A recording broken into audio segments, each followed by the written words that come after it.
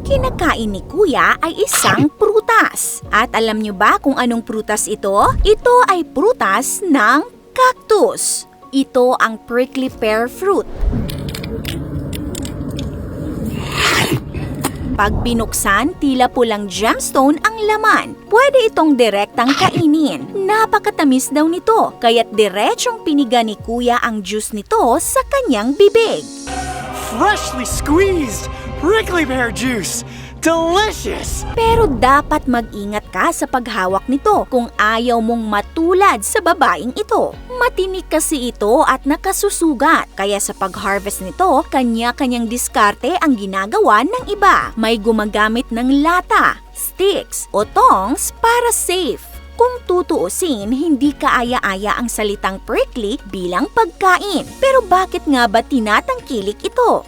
Ang prickly pear ay isang uri ng cactus na may malapad, patag na tangkay, tinik at berdeng pad o dahon. Galing ito sa pamilya ng mga opontia. Mayroon itong kakaibang prutas na kilala bilang prickly pear fruit. Tinatawag din itong cactus pear, Indian fig, nopal, tuna at marami pang iba. May iba't ibang species ng prickly pear at ang prutas nito ay iba-iba rin ang kulay, laki at lasa. May mga species na kung titikman ng hilaw ay may lasang banayad na tamis ng melon. Meron ding may hawig ang lasa sa natural na tamis ng bubble gum at pakwan na may banayad na tamis. Meron ding medyo matabang na swak ipares sa mga pagkaing may mas malalakas na lasa. Sa Mexico naman may ilang species na nagpuproduce ng maasim na prutas. Karaniwang tumutubo ang prickly pear sa mga lugar na tuyo, mainit, may pabugso-bugsong ulan at malalambot na lupa na madaling gumuho. Hindi nito kayang mabuhay sa maalat na lupa o sa lupaing laging lubog sa tubig. Sensitibo rin sa sobrang lamig o nagyayelong temperatura.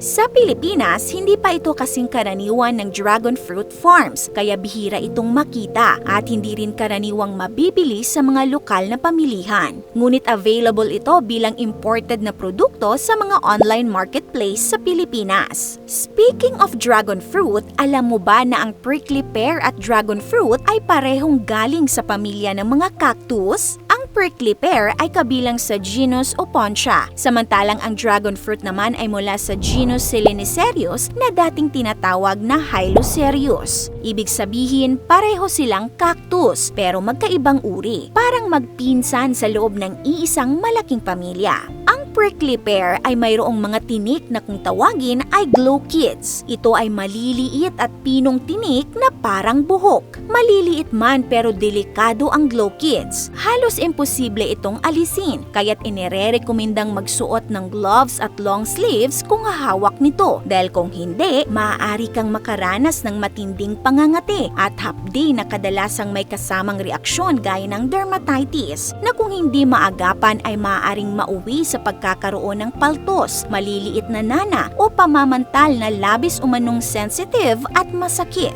Gayunpaman, ang mga nabanggit ay trabaho lamang ng glochids. Nagsisilbi itong panlaban o proteksyon ng halaman. Tinutulungan din nito ang halaman sa pag-imbak ng tubig o pigilan ang labis na pagkawala ng tubig dahil sa evaporation. Ngunit sa loob ng mga tinik na ito, maraming benepisyo ang makukuha sa prickly pear at laganap sa iba't ibang bansa ang tradisyonal na paggamit nito. Sa Pakistan, ginagamit ang prickly pear sa pamamaga. Ginagamit din ito upang makatulong sa diabetes, gastric ulcer, hika, hepatitis, intestinal spasms, ophthalmia at whooping cough. Sa Tunisia naman, ginagamit ang prutas nito bilang panggamot sa diabetes at gonorrhea. Ginagamit naman ang dinurog na dahon bilang poultice o pantapal dahil sa malamig nitong epekto na nakababawas ng init at pamamaga. Habang sa Canada, ginagamit ding luna sa diabetes ang prutas nito. Ginagamit din sa iba't ibang rehiyon ang prickly pear bilang panlaban sa pamamaga, virus at bakterya, bilang antioxidant, panlaban sa ulcer at pampagaling ng sugat.